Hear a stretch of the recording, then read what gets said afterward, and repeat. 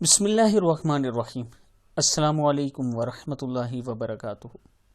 आज मैं अपने दोस्तों से 3 बातें शेयर करने वाला हूँ।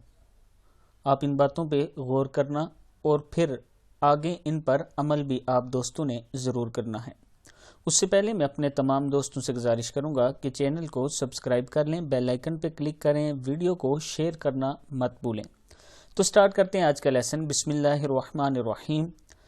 तौबा के मुतालिक ये बड़ी प्यारी बात लिखी हुई थी जो मैं आपसे शेयर करने लगा हूँ। तौबा ऐसा दरवाज़ा है जो मौत की हिचकी तक खुला रहता है, यानी मौत की आखिरी हिचकी तक खुला रहता है। इसलिए दोस्तों हमेशा तौबा करते रहें। अगर आप तौबा करते रहेंगे तो शायद अल्लाह हमें माफ़ कर दे, हमारे गुनाह माफ़ कर दे। जैसे हम आजकल के ज़माने के मुताबिक हर सांस के साथ कोई ना कोई गुनाह हमसे सरज़द हो जाता है, चाहे अनजाने में या जानबूझकर, हमें मालूम नहीं होता।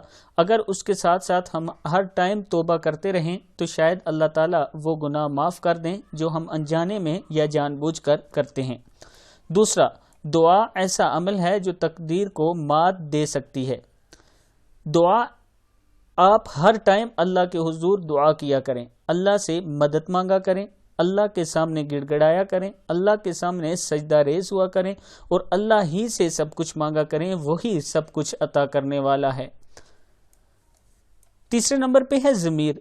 ऐसा साथी है जो हमेशा हक की राह दिखाता है। हमारा ज़मीर हमें हमेशा हक बात समझाने की कोशिश करता है, हक की राह दिखाता है, लेकिन हमारा नफ्स हमें भटका देता है। तो दोस्तों कोशिश किया करें कि अल्लाह के सामने हमेशा ये दुआ करें कि ऐ अल्लाह हमें हमेशा हक के रास्ते पर चलने की तौफीक अता फरमा।